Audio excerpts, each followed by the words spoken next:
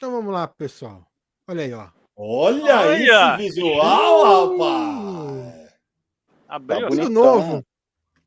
Hoje é tudo novo no Universo HQ em resenha. Visual novo. E para falar de Buda, que vai ser a minha resenha de hoje, ó. Tá aqui, Buda. Deixa eu mostrar para vocês uma coisa. Bom, o roteiro e arte, claro, do Osamu Tezuka. Tradução da Drake Sada. Tem 400 páginas, ó.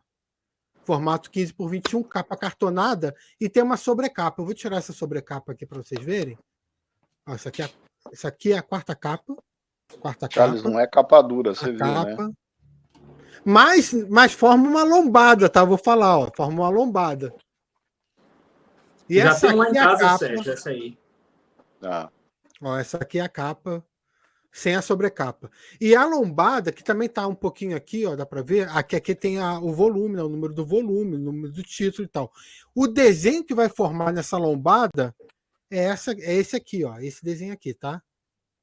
Então tá aí, para quem estiver vendo. Buda. Então vou falar de Buda, porque é o seguinte. Antes de começar a falar, lembrar que a Conrad publicou já no Brasil em 2005, 2006. Foram 14 volumes. E agora essa coleção da JBC vão ser 8 volumes. Não é isso, Naranja? 8 volumes. Porque os volumes são maiores, então tem mais páginas. Por isso que são 8 em vez de 14, como teve a JBC. Vou até pedir socorro aqui no chat. Oh, a minha dúvida é se a Drick traduziu também é da Conrad. Eu acho que sim. Só vendo, não tem edição da Conrad. Ela está no chat, ela responde para nós. Comentar. Beleza. Bom, já mostrei a capa, a sobrecapa, mostrei tudo. Mas antes de falar do quadrinho em si, do mangá em si, eu queria só fazer uma contextualização, porque não que eu seja um entendedor do budismo, nem nada disso, mas é bom dar só uma contextualização sobre a obra desse Buda, porque Buda é o nome dado, é o título do mestre budista, né? A pessoa que despertou, alcançou a iluminação, a realização espiritual, se livrou da mentalidade que causa sofrimento ao ser humano e tal. E tem uma longa lista de Budas, né, que surgiram em épocas diferentes no passado, mas assim, alguns deles, pelo que eu vi, inclusive as histórias se perderam, foram mais de 20 Budas e tal. Mas normalmente, quando vai falar do Buda, o mais comentado é o Siddhartha Gautama, ou Gautama, não sei exatamente como é que se diz. Gautama, que é inclusive a história desse mangá. Ele foi o fundador do budismo, né? Ele nasceu em 563 a.C. e Siddhartha veio de uma família rica, né? Ele nasceu príncipe, nunca faltou nada para ele, ele vivia em meia riqueza, enfim, tinha de tudo. Mas quando ele saía dos castelos, ia ver o povo e tal, ele sempre via muita pobreza, muito sofrimento e tal. E aí ele decidiu largar a casa dele, a família dele, e fazer uma peregrinação para buscar o conhecimento que livraria o humano do homem, né, do sofrimento. E aí, anos depois, ele alcança essa sabedoria, a libertação dele, e esse momento no budismo é chamado de nirvana, né? Ele atinge o nirvana e tal. Ele morreu com 80 anos. É claro que tudo isso que eu estou falando é um resumo bem superficial, porque a história dele é muito mais aprofundada do que isso. É só para dar um contexto mesmo de Buda e do Siddhartha, tá? Então eu vou começar a colocar umas imagens. Vamos lá, então. Tá aí, ó. Olha aí, rapaz, tá bonito esse trem. A imagem apareceu para vocês? Apareceu. Então tá aí. Vamos lá, então. Falar um pouco do mangá em si, porque é o seguinte. Eu quis dar essa contextualização para poder falar da obra e do Osamu Tezuka que ele faz aqui, até porque assim, o budismo também é muito presente na cultura japonesa e, consequentemente, também na vida do Tezuka. Enfim, muitos detalhes ele vivenciou lá e na cultura japonesa. Mas essa série, ela não é exatamente uma biografia pura e simples, assim, seguindo fielmente todos os fatos e tal. O Tezuka, ele toma umas liberdades, pelo menos não nesse primeiro volume, tá? Consequentemente, vai até se dedicar mais à vida do Siddhartha e tal, e aí as coisas ficam um pouco mais seguem mais os fatos e tal. Mas nesse primeiro volume, a história, na verdade, se passa antes do nascimento do Siddhartha. Então ele leva umas umas liberdades criativas, até criando personagens que não existem, né, no contexto histórico do budismo, da vida dele, do Siddhartha. Então, alguma das liberdades criativas que ele toma é a introdução de uns personagens que não existem e com um tom humorístico, tá? Eu vou falar um pouquinho mais disso adiante. Então ele inclui ali, adiciona elementos que são ficção, misturando com fatos, contextualizando a época ali, explicando como é que era aquela sociedade e tudo isso. A história ela começa. As imagens estão demorando para aparecer para mim, mas vamos lá. A história ela começa com um monge numa missão que recebeu do mestre dele. Ele precisa partir para o sul para buscar uma pessoa de grande poder, porque o mestre dele sente que chegou o momento dessa pessoa surgir e guiar a humanidade para o conhecimento e tudo mais. E aí, nessa jornada, esse monge conhece várias pessoas, alguns charlatões, conhece o povo, e algumas pessoas com umas habilidades diferentes também. E esse início serve para mostrar como que era a sociedade daquela época, daquela região ali, que hoje fica Nepal, Índia, por ali, né? As pessoas eram separadas por castas. Então tinha as castas mais altas, que eram os brahmanes, e os brahmanes era a alta sociedade, né? Os ricos também, os religiosos, enfim. Tinha os chátiras. Só dando um contexto que essa situação toda acontece no que hoje seria a região da Índia, né? Isso. Os Vaixás, que são os cidadãos comuns, e tem os Sudras, que são escravizados, renegrados, tinha os Chátiras, que são os guerreiros, enfim. Então ele passa algumas páginas explicando essa divisão de castas e como essa divisão é feita, até por isso ele criou 2 personagens para a história, porque ele começa a tratar temas que tem a ver com isso, com preconceito, com tentando ascender em classes, uma coisa que não é permitida acontecer, né? A pessoa que nasce numa casta, por exemplo, o Sudra, que é da classe dos escravizados, dos renegados, ele não pode ascender para outra classe. É uma coisa que eles levavam é como se fosse algo que tivesse no sangue, não podia, né? Eram contra as leis, vamos dizer assim. Então, ele cria 2 personagens fictícios, o Chapra e Tata. Tata é um ladrão, são 2 personagens infantis, aliás, tá? Jovens, assim. Tata é um ladrão, tem uma habilidade especial que ele consegue entrar na mente de outros animais, assumir o comando do corpo desses animais. E Chapra, que é um Sudra, é escravizado, ele sonha em subir na vida. Mas assim, ele acredita que a casta que a pessoa nasce não define ela e poderia mudar de classe, ascender na sociedade. E ele luta por isso. Eu botei essa imagem aí porque dá para ver. Os 4 que estão na página da esquerda é o que está em primeiro plano ali falando. É o Chapra, e ali atrás estão o Tata, que é o garotinho menor agachado, a mãe do Chapra, que é uma escravizada também, e o monge que tinha recebido a missão, Naradatta, o nome dele. Então estão os 4. Esse primeiro volume é centrado basicamente nesses 4 aí. Na verdade, a história do Siddhartha mesmo, ela é pouco explorado no primeiro volume, porque, como eu falei, se passa antes do nascimento até o nascimento dele, então é mais uma contextualização de época mesmo que é feita. Tá? Essa imagem, antes de eu continuar a história, só para contextualizar essa arte aí, eu coloquei ela para mostrar como o Tezuka brinca com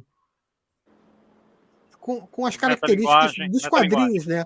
O cara o Chapra tá com tanta raiva que ele tá quebrando os quadros, quebrando a sarjeta, né? Então ele faz essa brincadeira aí com a narrativa. Com metalinguagem, com a quarta parede. Só curiosidade, tem um volume um pouco mais para frente que eu sou muito tezuqueiro, sou muito fã do Tezuka. Ele coloca uns elementos novos na trama e um personagem fala assim: quê? Mas isso entrou no roteiro agora? O artista tá ficando louco? Eu vou comentar umas coisas dessa também. Isso não acontece nesse volume, né? Acontece nos volumes posteriores. Mas eu vou dar uns exemplos até sobre isso aí. Então, o leitor acompanha a aventura desses 4 personagens e quando a história se volta para a história de Buda, é mais para mostrar assim, a mãe grávida, os pais conversando sobre o que esperam do filho, né, que está para chegar, os sonhos que eles têm, tanto sonhos do que eles projetam para o futuro do filho, quanto sonhos literais mesmo. A mãe tem sonhos à noite que são presságios e tudo isso. Quando chega nesses momentos, aí o Tezuka ele vai nas escrituras, nos textos sobre Buda mesmo, e faz uma coisa mais calcada na história, né, dele. Então, umas coisas que o Naranjo estava falando sobre essas brincadeiras do Tezuka, até separei aí.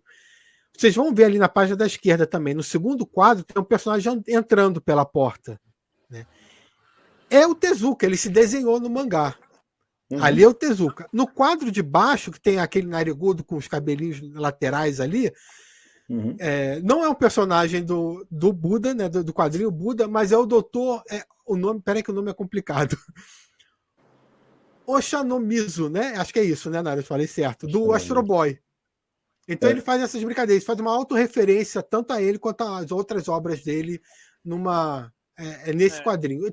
É muito louco. O Tezuka ele tem um elenco de personagens que ele brinca com esses personagens em todos os mangás dele. É muito louco. E tem assim, porque o Tezuka é conhecido também pelo humor. Como que ele coloca o humor nos mangás dele? Então, se os personagens, por exemplo, o modo de desenhar são mais caricaturais. Aliás, isso contrasta um pouco quando mostra cenas externas.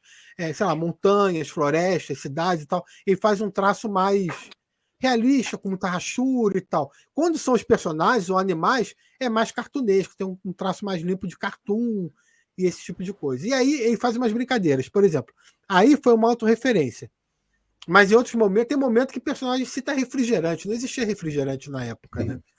Tem um momento que ele fala, para mostrar a importância da cidade que os personagens estão, um dos moradores fala: pô, essa cidade aqui é muito importante. Ela é como se fosse Nova York dos Estados Unidos ou Paris da França. Pô, isso não existe naquela época, não tinha Nova York. Mas por que o Tezuka faz isso? É para dar um entendimento ao leitor na contextualização da importância daquela cidade para aquela época, né? Então ele faz uma brincadeira fazendo comparar. E o Tezuka é tão gênio, né, Samir, que isso não te tira da história. Porque poderia um autor menos habilidoso, provavelmente essas brincadeiras, essas contextualizações quebraria aquele clima da história. Mas em Buda você não sente isso, né? É aquele quadrinho que ele vai jogando referências de outros personagens ou de outras situações mais cotidianas, mas você não sai daquilo ali. Pelo contrário, aquilo é possível naquele universo, né? Ele brinca com muita maestria sobre o que ele escreve. E isso é difícil acontecer. Um autor geralmente tira a gente da história com isso. Sim. Esse quadrinho é da década de 70, né? E o Tezuka já era um autor consagrado naquela época. Então, quem conhece o portfólio de trabalhos do Tezuka, as obras do Tezuka, vê que é uma característica do autor também, né? Então, quando você vai ler alguma coisa dele, você já... Mas mesmo quem não conhece, quando chega nisso... Claro que a pessoa que não gosta muito fala, pô, Nova York e tal, mas ele faz de uma maneira tão... para situar o leitor que o cara entende e segue, entendeu? A leitura. Eu tenho um alívio cômico, tem alguns alívios cômicos, né? Não só nos trejeitos dos personagens, ele sempre desenha com aquelas expressões exageradas, né? Bem cartoon e tal. Mas tem um momento que um médico está tentando salvar a vida de personagem e ele não faz a menor ideia de como salvar a vida desse personagem. Eu não vou falar qual para não dar spoiler. E aí o cara pergunta, como que ele tá? Ele vai sobreviver? Aí o médico fala assim, vou até ler aqui, peraí. O coração dele bate cada vez mais fraco. Se ele sobreviver, não morrerá. Mas se ele perder a vida, terá morrido. Assim, o médico não sabe o que fazer, mas tem que falar alguma coisa para dar uma satisfação. O cara dá uma bela enrolada, né? O rei das obviedades. Hein? Solta uma frase dessa. Então tem esses momentos, tá? No mangá. Ia comentar alguma coisa, Sérgio? Não, só falei: se morrer, morreu. Se morrer, morreu. Essa página eu separei porque é o momento do nascimento, né? O nascimento do Siddhartha, que seria o Buda. E aí esse momento é que aquele mestre que eu falei no início do quadrinho, do mangá, da resenha, que o nome dele é Asilta. Ele foi que mandou o monge na busca por encontrar essa pessoa iluminada que estava surgindo.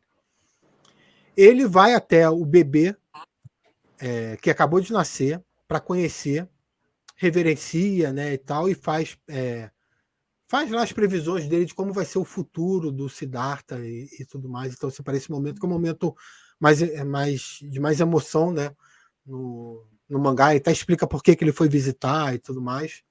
Não vou dar muitos detalhes não para não soltar, não estragar a leitura, mas é esse momento, assim, o mangá termina com o nascimento e dando um desfecho para esses 4 personagens que eu falei que acompanha, e aí a segunda deixa o caminho livre para seguir a infância e a evolução do Siddhartha.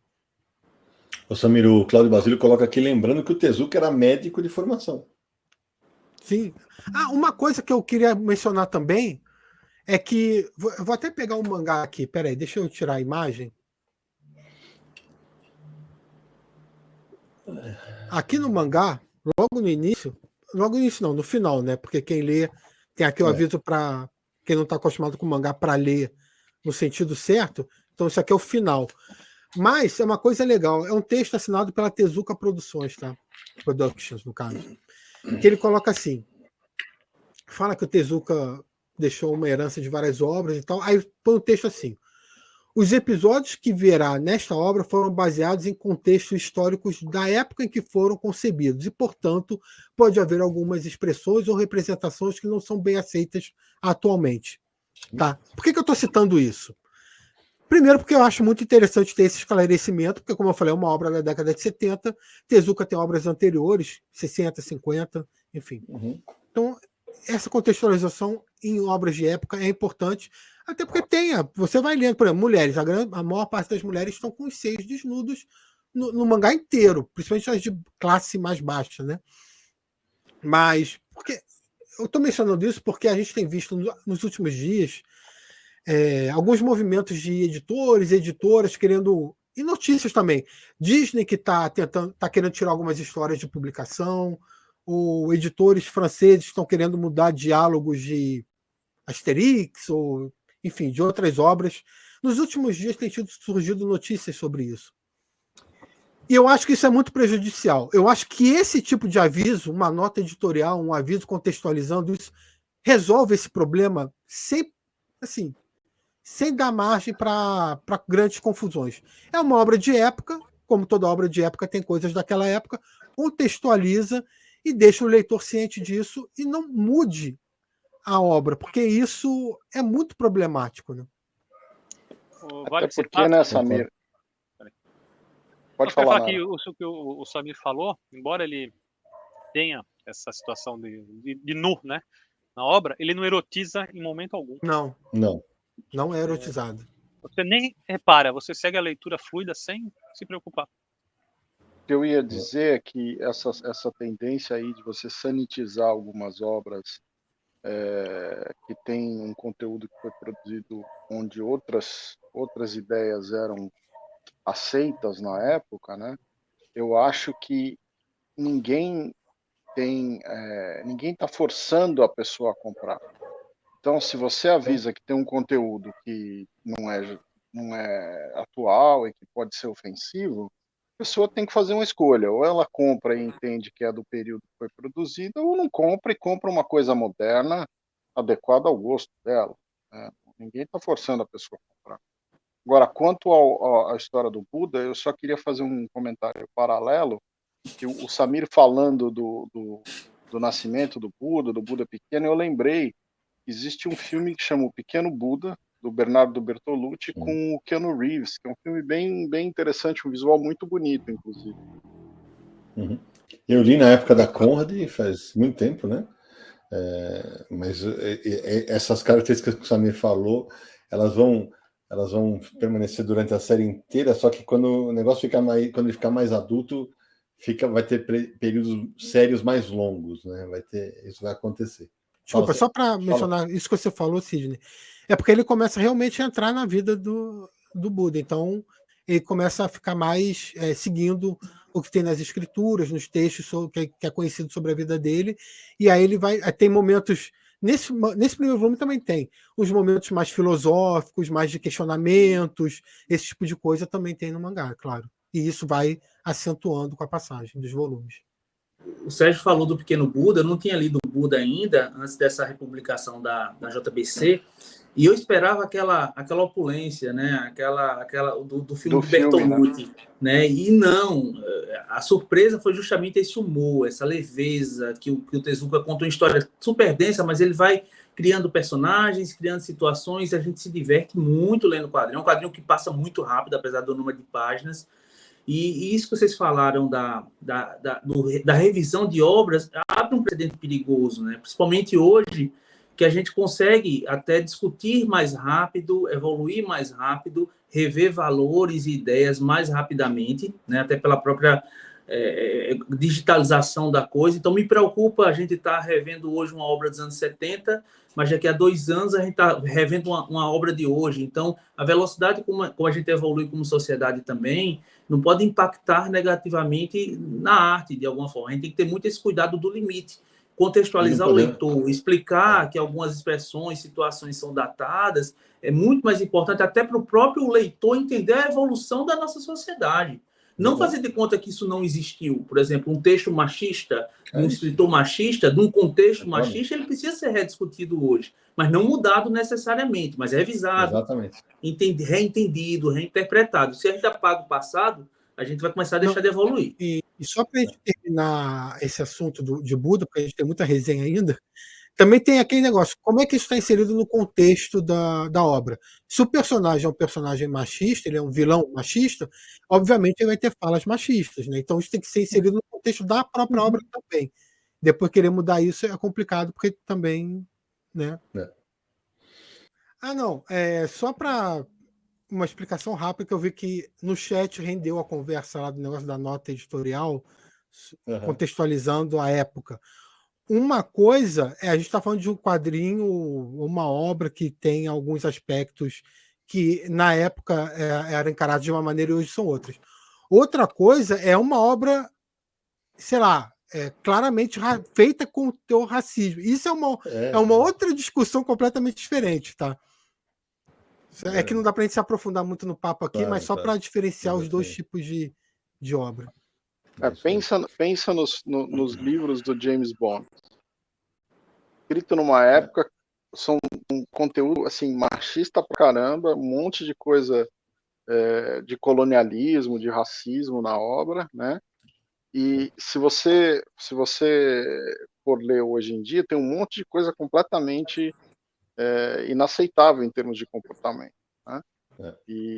Mas não é diferente de você pegar um livro, sei lá, o Mein Kampf do Hitler, escrito pela Ku Klux Klan, por exemplo. Que é uma outra situação, né? Uma outra ideologia, um negócio totalmente diferente.